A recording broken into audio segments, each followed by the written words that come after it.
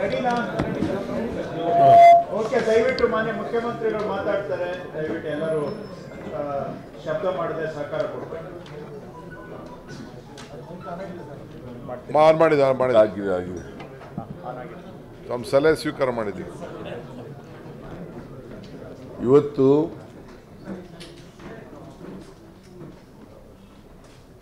ಉಪಮುಖ್ಯಮಂತ್ರಿಗಳು, ಕಂದಾಯ ಸಚಿವರು ಎಂ.ಬಿ. ಪಾಟೀಲ್ ಅವರು ಮತ್ತು ಗ್ರಾಮೀಣಾಭಿವೃದ್ಧಿ ಸಚಿವರು, ಕಾರ್ಮಿಕ ಸಚಿವರು, ಅಗ್ರಿಕಲ್ಚರ್ ಮಿನಿಸ್ಟ್ರು, ಇನ್ನೂ ಅನೇಕ ಜನ ಮಂತ್ರಿಗಳಿದ್ದರು. ಅರ್ಬನ್ ಡೆವಲಪ್ಮೆಂಟ್ ಮಿನಿಸ್ಟ್ರು, ಎಲ್ಲ ಮಿನಿಸ್ಟ್ರಿಗಳೆಲ್ಲ ಇದ್ದರು. ಮುಖ್ಯವಾಗಿ ಅನೇಕ ಜನ ಜಿಲ್ಲಾ ಮಂತ್ರಿಗಳು, ಜಿಲ್ಲಾ ಸೆಕ್ರೆಟರಿಗಳು, ಜಿಲ್ಲಾ ಇನ್ಚಾರ್ಜ್ ಸೆಕ್ರೆಟರಿಗಳು, ಡಿ.ಸಿಗಳು, ಸಿ.ಇ.ಒಗಳು, ಇವ್ರುಗಳ ವಿಡಿಯೋ ಕಾನ್ಫರೆನ್ಸ್ ಮೂಲಕ ಮೀಟಿಂಗನ್ನು ಏರ್ಪಾಡು ಮಾಡಿತ್ತು.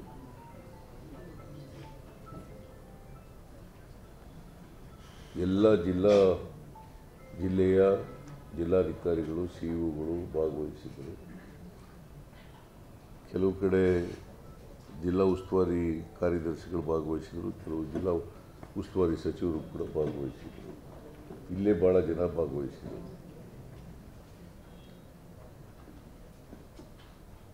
ಕರ್ನಾಟಕದಲ್ಲಿ ಈ ವರ್ಷ ಬರಗಾಲ ಇದೆ.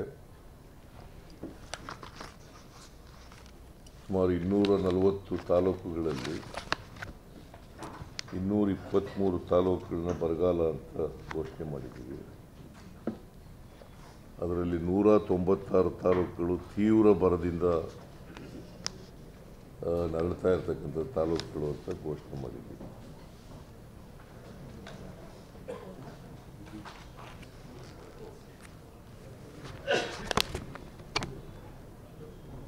ನಾವು ಇತ್ತೀಚೆಗೆ ಕೆಲವು ಪತ್ರಿಕೆಗಳಲ್ಲಿ ನೀರಿನ ಅಭಾವ ಇದೆ, ನೀರಿನ ಸಮಸ್ಯೆ ಇದೆ ಅಂತೇಳಿ ಮೀಡಿಯಾಗಳಲ್ಲೂ ಕೂಡ ಬರ್ತಾ ಇದೆ, ಟೆಲಿವಿಷನ್ಗಳಲ್ಲೂ ಕೂಡ ಬರ್ತಾ ಇದೆ, ಮತ್ತು ಪತ್ರಿಕಾ ಮಾಧ್ಯಮದಲ್ಲೂ ಕೂಡ ಬರ್ತಾ ಇದೆ.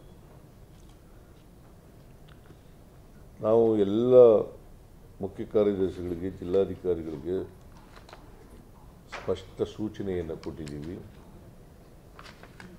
ಯಾವುದೇ ಕಾರಣಕ್ಕೆ ಕುಡಿಯ ನೀರಿಗೆ ತೊಂದರೆ ಆಗಬಾರ್ದು.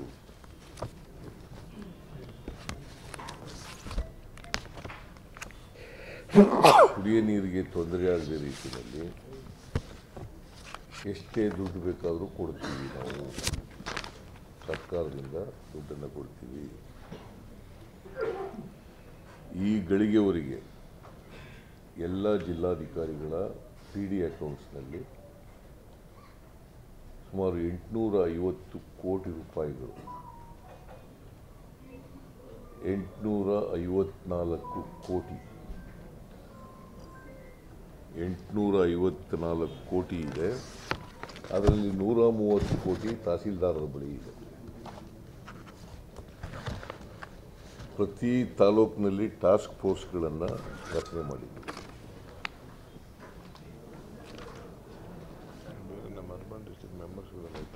ಅವರು ಆ ಟಾಸ್ಕ್ ಫೋರ್ಸ್ಗಳು ತಹಸೀಲ್ದಾರರು, ಸೆಕ್ರೆಟರಿ ಇರ್ತಾರೆ, ಇಒಗಳಿರ್ತಾರೆ, MLAಗಳು ಅದರ ಅಧ್ಯಕ್ಷರು ಇರ್ತಾರೆ. ಅವರು ಆಗಿಂದಾಗೆ ಸಭೆಗಳನ್ನು ಮಾಡಿ ಆ ತಾಲೂಕಿನಲ್ಲಿರ್ತಕ್ಕಂಥ ಕುಡಿಯ ನೀರಿನ ಸಮಸ್ಯೆ, ಮೇವಿನ ಸಮಸ್ಯೆ, ಜನಗಳಿಗೆ ಉದ್ಯೋಗ ಕೊಡ್ತಕ್ಕಂಥ ಸಮಸ್ಯೆ ಇರ್ಬೋದು, ಅವನ್ನು ಮಾಡ್ತಾರೆ. ಇಲ್ಲಿವರೆಗೆ ಟಾಸ್ಕ್ ಫೋರ್ಸ್ಗಳು 646 ಸಮಸ್ಯೆಗಳನ್ನು 646 ಸಭೆಗಳನ್ನು ಮಾಡಿದ್ದಾರೆ. ಇಲ್ಲಿವರೆಗೆ 646 ಟಾಸ್ಕ್ ಫೋರ್ಸ್ ಸಭೆಗಳನ್ನು ಮಾಡಿದ್ದಾರೆ. ಆಮೇಲೆ ಜಿಲ್ಲಾ ಮಟ್ಟದಲ್ಲಿ ಕೂಡ ಸಭೆಗಳು ಆಗಿದ್ದಾವೆ. ಸುಮಾರು 307 ಜಿಲ್ಲಾ ಮಟ್ಟದ ಸಭೆಗಳಾಗಿದ್ದಾವೆ. 307 ಜಿಲ್ಲಾ ಮಟ್ಟದ ಸಮಸ್ಯೆಗಳಾಗಿದ್ದಾವೆ. ಸಭೆ ಆಮೇಲೆ ಪ್ರತಿ ಜಿಲ್ಲಾಧ್ಯಕ್ಷರ ಅಧ್ಯಕ್ಷತೆಯಲ್ಲಿ ಬರ ನಿರ್ವಹಣಾ ಪ್ರಾಧಿಕಾರ ಇದೆ. ಪ್ರತಿ ಜಿಲ್ಲೆಯಲ್ಲಿ ಜಿಲ್ಲಾಧಿಕಾರಿ ಅಧ್ಯಕ್ಷತೆಯಲ್ಲಿ ಬರ ನಿರ್ವಹಣಾ ವಿಪತ್ತು ನಿರ್ವಹಣಾ ಪ್ರಾಧಿಕಾರ ಇದೆ. ಸೊ ಅವರು ಕೂಡ ಸಭೆ ಸೇರ್ತಕ್ಕಂಥದ್ದು 307 ಸಭೆಗಳನ್ನು ಇಲ್ಲಿವರೆಗೆ ಮಾಡಿದ್ದಾರೆ. ಸೊ ಯಾವುದೇ ಕುಡಿಯ ನೀರಿಗೆ ತೊಂದರೆ ಆಗದ ರೀತಿಯಲ್ಲಿ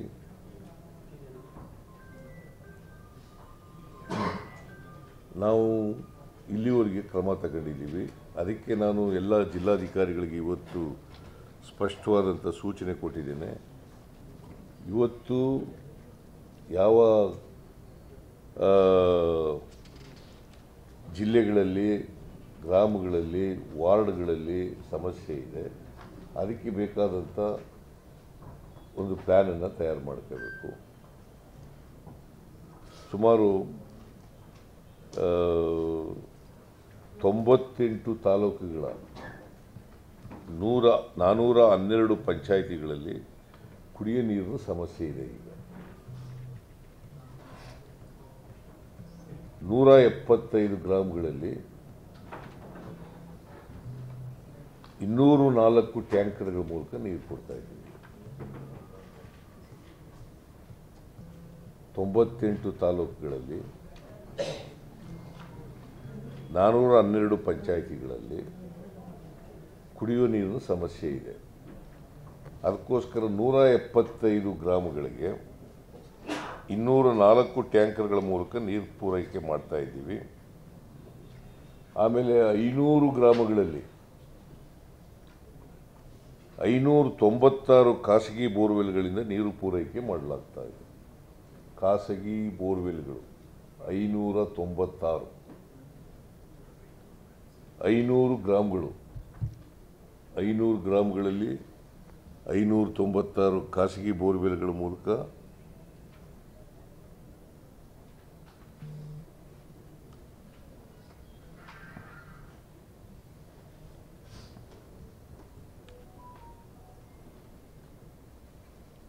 ನೀರನ್ನು ಕೊಡ್ತಾ ಇದ್ದೀವಿ.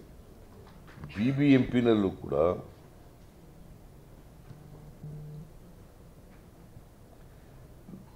120 ಟ್ಯಾಂಕರ್ಗಳು ಮತ್ತು ಜಲಮಂಡಳಿಯಿಂದ 232 ಟ್ಯಾಂಕರ್ಗಳು, 120 BBMPನಲ್ಲಿ ಮತ್ತು ಇದರಲ್ಲಿ BWSSBನಲ್ಲಿ 232. ಆಮೇಲೆ ಬೇರೆ ನಗರ ಪ್ರದೇಶಗಳಲ್ಲಿ 20 ನಗರ ಪ್ರದೇಶಗಳಲ್ಲಿ 96 ವಾರ್ಡ್ಗಳಲ್ಲಿ ಟ್ಯಾಂಕರ್ ಮೂಲಕ ನೀರನ್ನು ಕೊಡ್ತಾ ಇದ್ದೀವಿ. ಆಮೇಲೆ 29 ವಾರ್ಡ್ಗಳಲ್ಲಿ ಖಾಸಗಿ ಬೋರ್ವೆಲ್ ಮುಖಾಂತರ ಕುಡಿಯ ನೀರನ್ನು ಸರಬರಾಜು ಮಾಡ್ತಾ ಇದ್ದೀವಿ.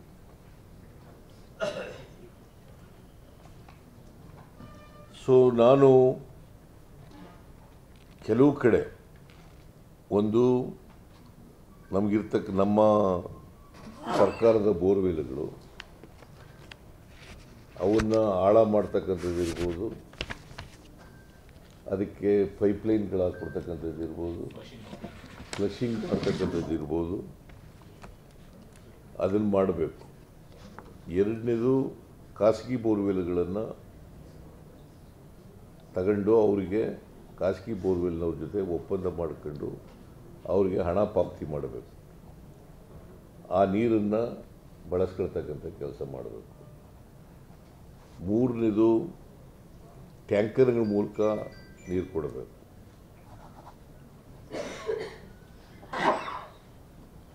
ಎಲ್ಲಿ ಬೋರ್ವೆಲ್ಗಳು ನೀರು ಬರ್ತದೆ ಅನಿವಾರ್ಯವಾಗಿ ಹೊಸ ಬೋರ್ವೆಲ್ಗಳನ್ನು ತೋಡಬೇಕಾದ್ರೆ ಅವುಗಳನ್ನು ತೋಡಿಸ್ತಕ್ಕಂಥದ್ದಕ್ಕೂ ಕೂಡ ಸಿಇಒಗಳಿಗೆ, ಜಿಲ್ಲಾಧಿಕಾರಿಗಳಿಗೆ ಅಧಿಕಾರವನ್ನು ಕೊಟ್ಟಿದ್ದಾರೆ. ಇದಕ್ಕೋಸ್ಕರ ಅಡಿಷನಲ್ ಆಗಿ 70 ಕೋಟಿ ರೂಪಾಯಿಗಳನ್ನು ಬಿಡುಗಡೆ ಮಾಡ್ತಾ ಇದ್ದೀವಿ. 31 ಜಿಲ್ಲೆಗಳಿದ್ದಾವೆ. 70 ಕೋಟಿ ರೂಪಾಯಿಗಳನ್ನು ಬಿಡುಗಡೆ ಮಾಡ್ತೀವಿ. 140 plus 70. 140 plus 70. 210. ಸೊ 210 ಕೋಟಿ ಈ ಹೊಸ ಬೋರ್ವೆಲ್ಗಳನ್ನು ತೋಡಲಿಕ್ಕೆ ದುಡ್ಡಿಗೆ ತೊಂದರೆ ಇಲ್ಲ. ಆದರೆ ಅನಿವಾರ್ಯ ಆದಾಗ ಮಾತ್ರ ತೋಡಿಸ್ಬೇಕು. ಎಲ್ಲಿ ಖಾಸಗಿ ಬೋರ್ವೆಲ್ಗಳು ಸಿಗಲ್ಲ, ಎಲ್ಲಿ ನಮ್ಮ ಮೂಲಕ ನಮ್ಮ ನೀರು ಬೋರ್ವೆಲ್ಗಳ ಮೂಲಕ ನೀರು ಕೊಡೋಕ್ಕೆ ಆಗ್ತಾ ಇಲ್ಲ, ಮತ್ತು ಟ್ಯಾಂಕರ್ಗಳ ಮೂಲಕ ನೀರು ಕೊಡೋಕ್ಕಾಗ್ತಾ ಇಲ್ಲ, ಅಂಥ ಕಡೆ ಬೋರ್ವೆಲ್ಗಳು ಅಗತ್ಯ ಬಿದ್ದರೆ ಬೋರ್ವೆಲ್ಗಳನ್ನು ತೋಡಿಸ್ಲಿಕ್ಕೆ ಅವಕಾಶಗಳನ್ನು ಒದಗಿಸ್ಕೊಟ್ಟಿದ್ದೀವಿ. ಯಾಕಂದರೆ ಇದು NDRF ನಾರ್ಮ್ಸ್ನಲ್ಲಿ ಬರಲ್ಲ, SDRF ನಾರ್ಮ್ಸ್ನಲ್ಲಿ ಬರಲ್ಲ. ಇದು ನಮ್ಮ ಸರ್ಕಾರದಿಂದ ಕೊಡೋದು ದುಡ್ಡು. ಬೋರ್ವೆಲ್ಗಳು ತೋಡಿಸ್ಕೊಡ್ತಕ್ಕಂಥದ್ದನ್ನು ನಮ್ಮ ಸರ್ಕಾರದಿಂದ ಕೊಡ್ತಕ್ಕಂಥದ್ದು ಮಾಡ್ತೀವಿ. ಜೊತೆಗೆ ಈ ವಿರೋಧ ಪಕ್ಷದವರು ಸುಮ್ಮನೆ ಟೀಕೆ ಮಾಡ್ತಾರೆ, ಪರಿಹಾರ ಕೊಡಲಿಲ್ಲ ಅಂತ. ನಾವು ಇವತ್ತಿನವರಿಗೆ 33,25,000 ರೈತರಿಗೆ 631 ಕೋಟಿ ರೂಪಾಯಿಗಳನ್ನು 2,000 ರೂಪಾಯಿವರೆಗೆ ತಾತ್ಕಾಲಿಕವಾಗಿ ಪರಿಹಾರ ಕೊಟ್ಟಿದ್ದೀವಿ.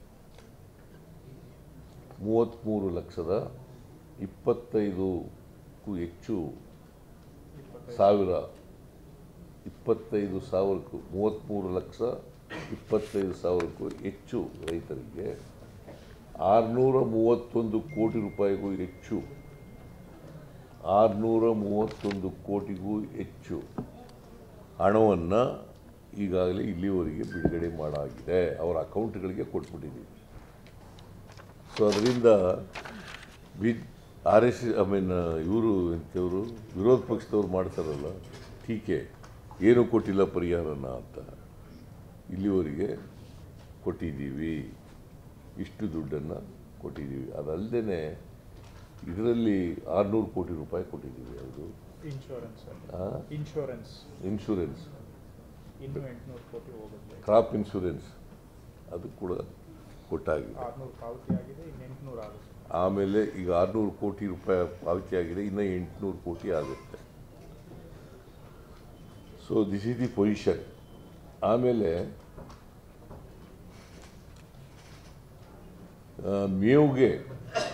ಮೇವು ಇಲ್ಲಿವರೆಗೆ ತೊಂದರೆ ಇಲ್ಲ. ಸ್ಮಾಲ್, ಅದು negligible pockets, isolated negligible pockets ಬಿಟ್ಟರೆ ಇವತ್ತಿನವರಿಗೆ ಮೇವಿನ ತೊಂದರೆ ಇಲ್ಲ. ಆದರೂ ನಾವು ಅನಿಮಲ್ ಹಸ್ಬೆಂಡ್ರಿ ಡಿಪಾರ್ಟ್ಮೆಂಟ್ನವರಿಗೆ 40 ಕೋಟಿ ರೂಪಾಯಿಗಳು ಕೊಟ್ಟಿದ್ದೀವಿ ಮೇವನ್ನು ಬೆಳೆದು ಕೊಡಲಿಕ್ಕೆ. ಅಗ್ರಿಕಲ್ಚರ್ ಡಿಪಾರ್ಟ್ಮೆಂಟಿಗೆ, ಅನಿಮಲ್ ಹಸ್ಬೆಂಡ್ರಿ ಡಿಪಾರ್ಟ್ಮೆಂಟಿಗೆ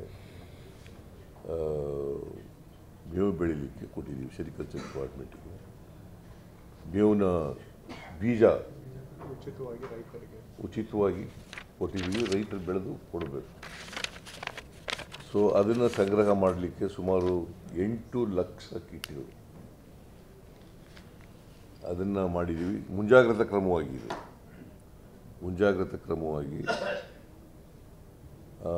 ಮಾಡಿದ್ದೀವಿ.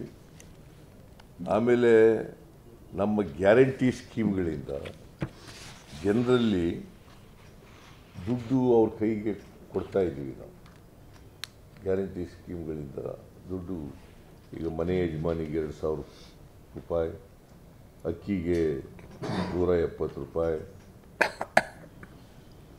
ಇದು ಬಿಲ್ ಕಟ್ಟಾಗಿಲ್ಲ, ಬಸ್ನಲ್ಲಿ ಫ್ರೀಯಾಗಿ ಓಡಾಡ್ಬೋದು, ಯುವ ನಿಧಿಗೆ ದುಡ್ಡು ಕೊಟ್ಟಿದ್ದೀವಿ. ಅದರಿಂದ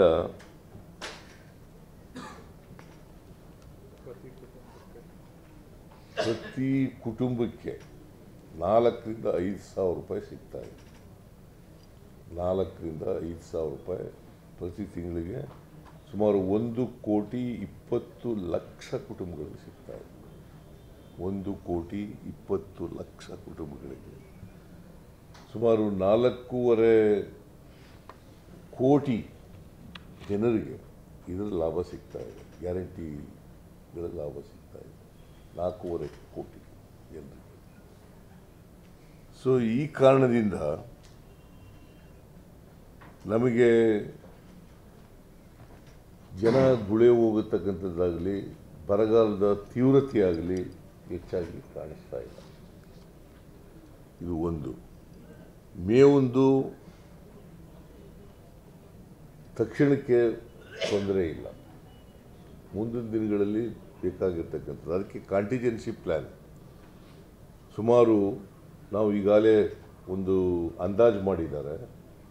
7,400 ಹಳ್ಳಿಗಳಲ್ಲಿ ತೊಂದರೆ ಆಗ್ಬೋದು, 1,115 ವಾರ್ಡ್ಗಳಲ್ಲಿ ತೊಂದರೆ ಆಗ್ಬೋದು ಅಂತ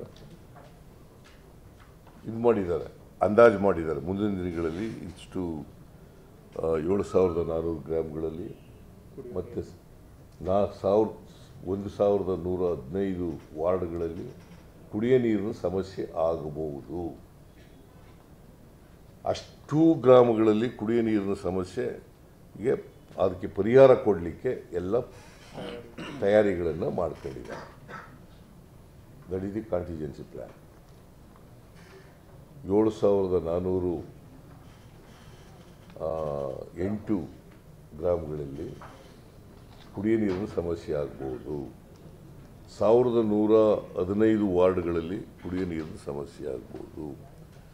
ಅದಕ್ಕೆ ಈಗಾಗಲೇ ಕೆಲವು ಖಾಸಗಿ ಬೋರ್ವೆಲ್ಗಳ ಜೊತೆ ಒಪ್ಪಂದ ಮಾಡ್ಕೊಂಡಿದ್ದಾರೆ. ಹೊಸ ಬೋರ್ವೆಲ್ಗಳು ತೋಡಬೇಕಾದ್ರೆ ಅನಿವಾರ್ಯವಾಗಿ ಅದನ್ನು ಮಾಡ್ತಕ್ಕಂಥದ್ದು ಮಾಡ್ತಾರೆ. ಮತ್ತು ಟ್ಯಾಂಕರ್ಗಳ ಮೂಲಕ ನೀರು ಕೊಡಬೇಕಾದ್ರದ್ದು ಕೂಡ ಮಾಡ್ತಾರೆ.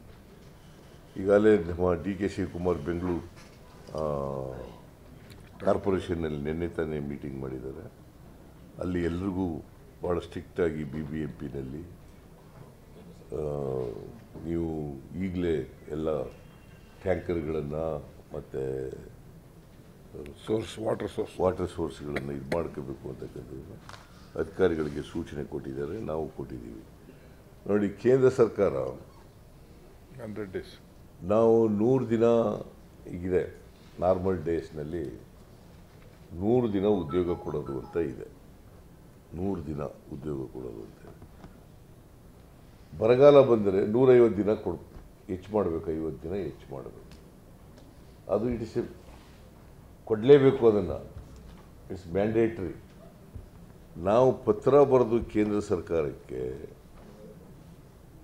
ಸುಮಾರು 4 ತಿಂಗಳುಗಳಾದರೂ ಕೂಡ, ಸೆಪ್ಟೆಂಬರ್ 20 ತಾರೀಕು ಪತ್ರ ಬರೆದ್ರು ಕೂಡ ಇವತ್ತಿನವರೆಗೆ 150 ದಿನ ಕೊಡಲಿಲ್ಲ.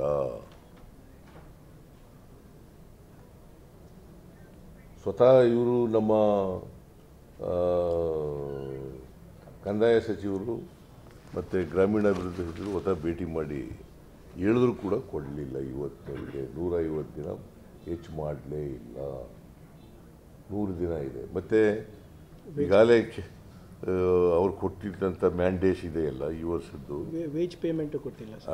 ವೇಜ್ ಪೇಮೆಂಟ್ ಅದು ಕೂಡ ಎಕ್ಸಾಸ್ಟ್ ಆಗಿದೆ. ಮತ್ತು ವೇಜ್ ಪೇಮೆಂಟು ಕೂಡ ಕೊಟ್ಟಿಲ್ಲ. 1,700 ಕೋಟಿ ಸರ್. ನಂಬರ್ 1. ನಂಬರ್ 2, ಆಮೇಲೆ ಅಕ್ಟೋಬರ್ ತಿಂಗಳಲ್ಲಿ 20/10/2023ಕ್ಕೆ ಮೆಮೊರಾಂಡಮ್ ಕೊಟ್ಟಿದ್ದೀವಿ. ಮೊದಲನೇ ಮೆಮೊರಾಂಡಮ್ 17,790 ಅದು ಎರಡನೇ ಮೆಮೊರಾಂಡಮ್.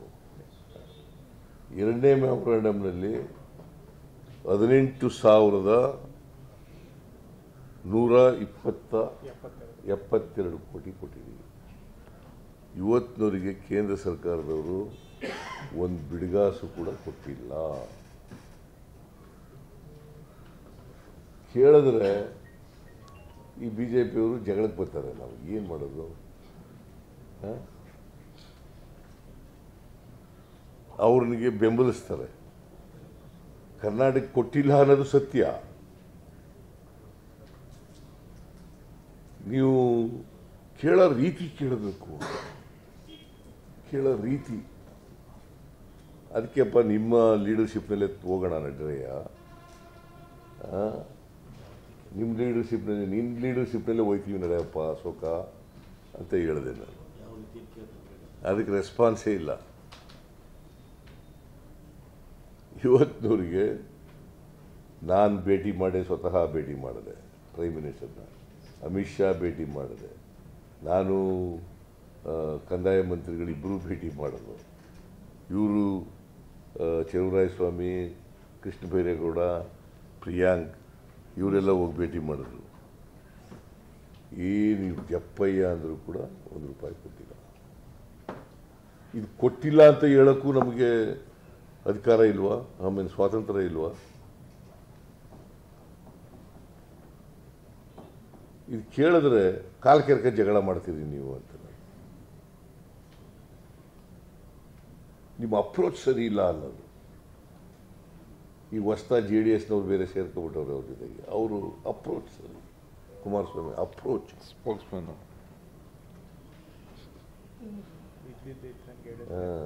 ಆಮೇಲೆ ಅದೇ ನಾನು ಹೇಳಿದೆ, ಇದ್ದಾಗ ಹೇಳಿದ್ರೆ ಎದ್ದು ಬಂದು ಎದಗೆ ಹೋದ್ರು ಅಂತ ಒಂದು ಗಾದೆ ಹಳ್ಳಿನಲ್ಲಿ. ಸೊ ಇಷ್ಟೆಲ್ಲ ಇವತ್ತು ಮುಖ್ಯವಾಗಿ ಜಿಲ್ಲಾಧಿಕಾರಿಗಳು CEO ಸಭೆ ಕರೆದಿದ್ದು ಒಂದೇ ಒಂದು. ನಾನು ಭಾಳಷ್ಟು ಹೇಳಿದ್ದೀನಿ, ವಾಚಕರ ವಾಣಿ ಪತ್ರಿಕೆಯಲ್ಲಿ ಬರ್ತಕ್ಕಂಥದ್ದು, TV ಬರ್ತಕ್ಕಂಥದ್ದು, ಸೋಷಿಯಲ್ ಮೀಡಿಯಾದಲ್ಲಿ ಬರ್ತಕ್ಕಂಥದ್ದು, ಇದನ್ನು ವಾಚ್ ಮಾಡಬೇಕು. ತಕ್ಷಣ ಅದಕ್ಕೆ ಪರಿಹಾರ ಒದಗಿಸ್ತಕ್ಕಂಥ ಕೆಲಸ ಮಾಡಬೇಕು. ಸ್ಟ್ರಿಕ್ಟಾಗಿ ಹೇಳಿದ್ದೀನಿ ಎಲ್ಲರೂ. ಡಿಸ್ಟ್ರಿಕ್ಟ್ ಹೆಲ್ಪ್ಲೈನ್ ಹೇಳಿದೆ. ಆಮೇಲೆ ವಾರ್ ರೂಮು, ಡಿಸ್ಟ್ರಿಕ್ಟ್ ಲೆವೆಲ್ನಲ್ಲಿ ಹೆಲ್ಪ್ಲೈನ್ ಮತ್ತು ತಾಲೂಕು ಮಟ್ಟದಲ್ಲಿ ಒಂದು ಕಂಟ್ರೋಲ್ ರೂಮ್ಗಳು ಮಾಡಬೇಕು ಅಂತ ಹೇಳಿ. ವಾರ್ ರೂಮ್ ಕಂಟ್ರೋಲ್ ರೂಮ್ಗಳು ಮಾಡಬೇಕು. ತಾಲೂಕು ಮಟ್ಟದಲ್ಲಿ ಇರಬೇಕು ಮತ್ತು ಜಿಲ್ಲಾ ಮಟ್ಟದಲ್ಲಿ ಇರಬೇಕು. ಒಂದು ಎಂಥದ್ದು ಸಹಾಯವಾಣಿ ಹೆಲ್ಪ್ಲೈನ್, ಅದನ್ನು ಕೂಡ ಮಾಡಬೇಕು ಅಂತ ಹೇಳಿದೆ. ಸೊ ಸರ್ಕಾರ ಕುಡಿಯೋ ನೀರಿನ ತೊಂದರೆ ಆಗದ ರೀತಿ ಕರ್ನಾಟಕದಲ್ಲಿ ನೋಡ್ಕೊಳ್ಳಲಿಕ್ಕೆ ಏನೇನು ಕ್ರಮಗಳನ್ನು ತಗೊಳ್ಳಿಕ್ಕೆ ಸಾಧ್ಯ ಇದೆ ಆ ಎಲ್ಲ ಕಾರ್ಯಕ್ರಮಗಳನ್ನು ತಗೊಳ್ತೀವಿ. ಮತ್ತು ದುಡ್ಡಿಗೆ ತೊಂದರೆ ಇಲ್ಲದ ರೀತಿಯೇ ನೋಡ್ಕೊಳ್ತೀವಿ. ಈಗ 854 ಕೋಟಿ ಜಿಲ್ಲಾಧಿಕಾರಿಗಳ ಹತ್ರ ಇದೆ. ಈಗ ಆಗಲೇ 140 ಕೋಟಿ ಜಿಲ್ಲಾ ಪಂಚಾಯತಿ. ಅದ್ರ ಜೊತೆಗೆ 70 ಕೋಟಿ ಅಡಿಷನಲ್ ಆಗಿ ಕೊಡ್ತೀವಿ ಹೊಸ ಬೋರ್ವೆಲ್ಗಳು ತೋಡ್ಸೋಕ್ಕೆ. ಅದನ್ನು ಈಗಾಗಲೇ ಸೂಚನೆ ಕೊಟ್ಟಿದ್ದೀನಿ, ಆರ್ಥಿಕ ಇಲಾಖೆಯವ್ರಿಗೂ ಸೂಚನೆ ಕೊಟ್ಟಿದ್ದೀನಿ, ಕೂಡಲೇ ಬಿಡುಗಡೆ ಮಾಡಬೇಕು ಅಂತ ಹೇಳಿ. ಸೊ ಇವತ್ತು ಮೀಟಿಂಗು ಸಮ್ಮಂಡ್ ಸಬ್ಸ್ಟೆನ್ಸ್ ಎಲ್ಲ ಜಿಲ್ಲಾಧಿಕಾರಿಗಳ ಅವ್ರ ಸಮಸ್ಯೆಗಳಿಗೆ ಕೇಳಿ ಅವ್ರಿಗೆ ಏನೇನು ಪರಿಹಾರ ಕೊಡಲಿಕ್ಕೆ ಸಾಧ್ಯ ಆಗ್ತದೆ, ಅವೆಲ್ಲ ಸರ್ಕಾರದಿಂದ ಏನೇನು ಬೆಂಬಲ ಪರಿಹಾರ ಕೊಡಲಿಕ್ಕೆ ಸಾಧ್ಯ ಆಗ್ತದೆ ಅವನ್ನೆಲ್ಲ ಮಾಡಿ. ಇದು ಹೇಳ್ಬಿಡ್ತೀರಾ? ಇದು ಬೇಡ, ಇದು ಮೀಟಿಂಗ್ಗೆ ಮಾಡಿ. ಅನಧಿಕೃತವಾಗಿ ಟ್ಯಾಂಕರ್ ಮೂಲಕ ನೀರು ಪೂರೈಕೆ ಮಾಡ್ತಿದ್ದಾರೆ. ಅವರು ಬೇಕಾಬಿಟ್ಟಿ ರೇಟ್ಗಳನ್ನು ಹೇಳ್ತಿದ್ದಾರೆ. ಇವರು ಸರ್ ಏನಂತಾರೆ, ನಿನ್ನೆ ನಮ್ಮ ಸುಪರ್ದಿ ಕೊಡಬೇಕು ಅಂತ ಹೇಳಿದ್ರು. ಈ ಬೇರೆ ಬೇರೆ ಜಿಲ್ಲೆಗಳಲ್ಲೂ ಈ ತರ ಆಗ್ತಿದೆ ಸರ್. ಅವರು ತಾವು ಹೇಳಿದ್ದೆ ರೇಟು ಅಥವಾ ಕೆಲವು ಅಪಾರ್ಟ್ಮೆಂಟ್ಗಳು ಒಂದು ಟ್ಯಾಂಕರ್ ಇಲ್ಲ ಮಾತಾಡಿ ಅವ್ರ ಜೊತೆಯಲ್ಲಿ ಟ್ಯಾಂಕರ್ಗಳ ಜೊತೆ ಮಾತಾಡಿ ರೀಸನಬಲ್ ಆಗಿ ಏನು ಮಾಡಬೇಕು ಅದನ್ನು ಮಾಡ್ತೀವಿ ಅಷ್ಟೇ. ಈಗ ಎದ್ವಾತೋದೋ ಕೇಳ್ತಾರೆ, ಪರಿಸ್ಥಿತಿ ದುರುಪಯೋಗ ಮಾಡ್ಕೊಳ್ಳೋದು ಕೂಡುದು ಯಾರು. ನೀರು ಸರ್ಕಾರದ್ದು. ನೀರು ಯಾರ್ದು? ನೀರು ತಗೊಂಡು ಬರ್ತಾರೆ. ಟ್ಯಾಂಕರ್ಗಳ ಮೂಲಕ ನೀರು ಕೊಡ್ತಾರಲ್ಲಪ್ಪ ಖಾಸಗಿಯವರು. ಯಾವ ನೀರು ತಗೊಬರೋದು ಅವರು? ಮತ್ತೆ ಈಗ ಅದಕ್ಕೆ ಸ್ಟ್ರೀಮ್ಲೈನ್ ಮಾಡಲಿಕ್ಕೆ ಎಲ್ಲ ನಾನು ಈಗ ಫಸ್ಟು ಕುಡಿಯೋ ನೀರು ವಿಚಾರಕ್ಕೆ ಪ್ರಯಾರಿಟಿ ಕೊಟ್ಟಿದ್ದೀವಿ. Chief minister, revenue minister, RDPR minister ಮತ್ತು ನಮ್ಮ ಮುನ್ಸಿಪಲ್ ಅಡ್ಮಿನಿಸ್ಟ್ರೇಷನ್ನು ಎಲ್ಲ ಮಿನಿಸ್ಟರ್ಸು, ಸಂಬಂಧಪಟ್ಟಂಥ ಆಫೀಸರ್ಸು ಅವ್ರಿಗೆಲ್ಲ ಸ್ಟ್ರಿಕ್ಟಾಗಿ ಹೇಳಿದ್ದಾರೆ. ಟೌನ್ಗಳಲ್ಲಿ ನೀರಿಲ್ಲ ಅಂದರೆ ಅಕ್ಕಪಕ್ಕ ಸೋರ್ಸ್ಗಳ್ನು ಕೂಡ ಟ್ಯಾಪ್ ಮಾಡಲಿಕ್ಕೆ ಹೇಳಿದ್ದಾರೆ. ಅಕ್ಕಪಕ್ಕ ಹಳ್ಳಿಗಳಲ್ಲಿ 5 ಕಿಲೋಮೀಟ್ರು 10 ಕಿಲೋಮೀಟ್ರು 15 ಕಿಲೋಮೀಟ್ರ್ ಒಳಗಡೆ ನೀರು ತರೋಂಥ ಒಂದು ಪರಿಸ್ಥಿತಿ ಇದ್ದರೂ ನೀವು ಸೋರ್ಸ್ ಮಾಡಬೇಕು ಅಂತ ಹೇಳಿದ್ದೇವೆ. ಅದನ್ನೇ ಬೆಂಗಳೂರಲ್ಲೂ ಹೇಳಿದ್ದೇವೆ. ಬೆಂಗಳೂರು ಸುತ್ತಮುತ್ತ ಹೊಸಕೋಟೆ ಇರ್ಬೋದು, ದೇವನಹಳ್ಳಿ ಇರ್ಬೋದು, ರಾಮನಗರ, ಚನ್ನಪಟ್ಟಣ, ಮಾಗಡಿ, ಬೆಂಗಳೂರು ಬೇಕಾದರೆ ದೊಡ್ಡ ದೊಡ್ಡ ಟ್ಯಾಂಕಲ್ಲಿ ತರಬೇಕು ಅಂತ. ಸೊ ಅದಕ್ಕೆ ಇಲ್ಲಿ ಕೆಲವರು 600 ರೂಪಾಯಿಗೂ ನೀರು ಕೊಡ್ತಾ ಇದ್ದಾರೆ, 3000 4000 ಕಲೆಕ್ಟ್ ಮಾಡ್ತಾರೆ. ಅದಕ್ಕೆ ಒಂದ್ಸತಿ ಎಲ್ಲ ನಮ್ಮ ರಿಜಿಸ್ಟ್ರೇಷನ್ ಆದಮೇಲೆ ಅವರ ಇವ್ರನ್ನೂ ಕರಿತೀವಿ, ಕಿಲೋಮೀಟ್ರ್ ಎಲ್ಲಿಂದ ನೀರು ಬತ್ತು ಏನು ಎತ್ತ ಅಂತೇಳಿ ಒಂದು ಸ್ಟ್ರೀಮ್ಲೈನ್ ಮಾಡೋಂಥ ಒಂದು ವ್ಯವಸ್ಥೆನ ಮಾಡ್ತೀವಿ. ನೀನು ಇಂಗ್ಲೀಷಾ? ಕುಡಿಯೋ ನೀರಿಗೆ ಇಂಗ್ಲೀಷ್ನವ್ರು ಕನ್ನಡ ಒಳ್ಳೆ ಕುಡಿಯೋ ನೀರಿಗೆ ಸ್ವಲ್ಪ today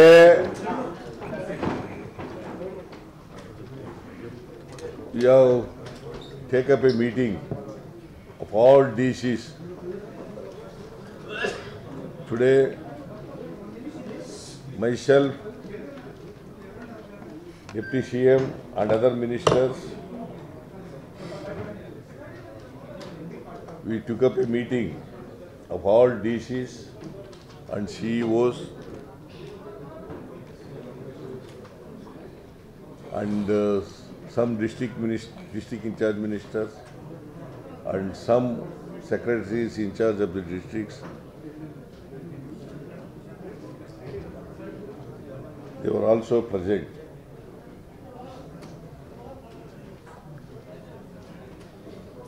I have strictly instructed all the DCs and CEOs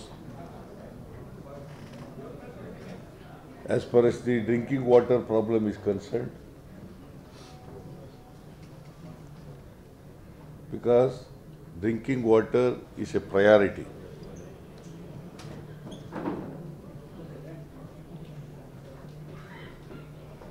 Next comes irrigation and other.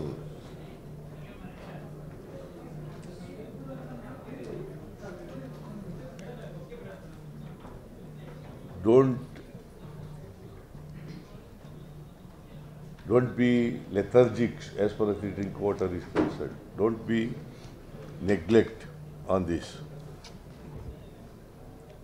If anybody is neglected, the government will take serious action against the DCs and CEOs.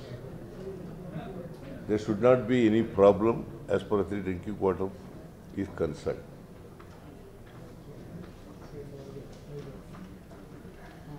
I have instructed to take over the private borewells and also appoint tankers to supply water to the problematic villages and the wards.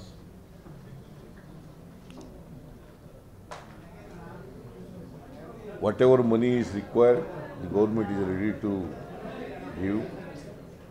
It's already with the DCs, 854 crores rupees are in their PD accounts, and also 140 crores is with the Rural Development Department.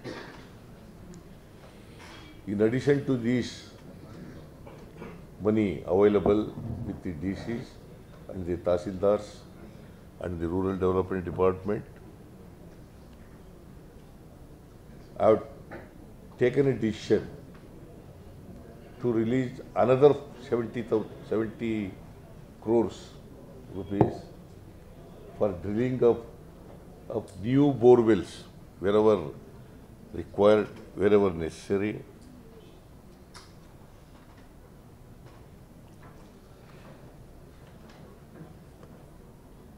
DCs are given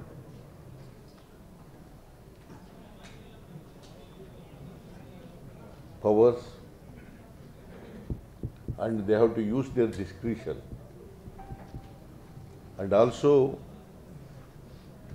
in every taluka there is a task force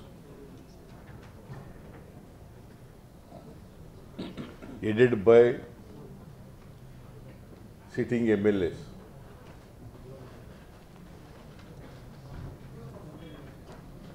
And also disaster management committee at the district level headed by DCs.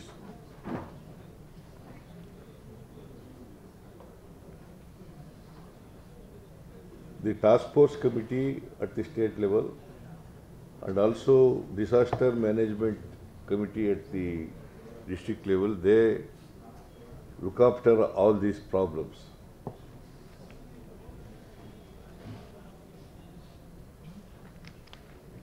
So far, there is no problem as far as the border is concerned. But the government of Karnataka has released 40 crores rupees to Animal Husbandry, Agriculture Department and Sericulture Department to grow fodder. And I have instructed all the DCs to collect the fodders and also pass an order to ban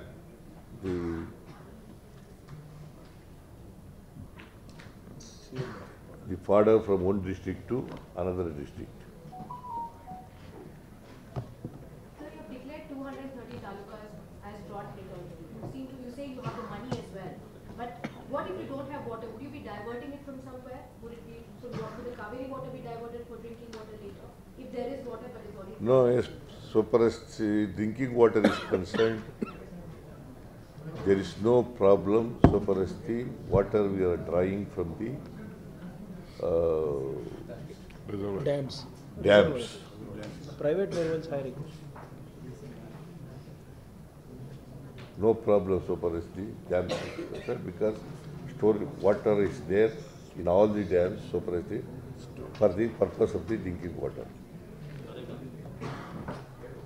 Narega, I have already instructed, but so far the wage portion has not been given. Wage and materials.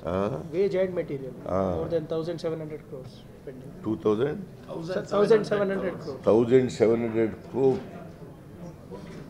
1,700 crores. The wages part has not come from Government of India. And we have submitted a memorandum, 2 memorandums, as far as the drought is concerned. One memorandum, 17,791 crores. The another memorandum, 171 crore rupees. But so far, not a single pie has been released by Government of India. 150 days. 150 days. And we have requested the Government of India to increase mandates from 100 days to 150 days. And they have not. But so far, no permission has been given by Government of India. Because as far as the Narega is concerned, it is only Government of India has to give permission. So what kind of action will be taken against those who have those pro-Pakistan slogans in Udam Plaza? What kind of action will be taken against those who raise pro-Pakistan slogans in Udam Plaza? That is nothing to do with this.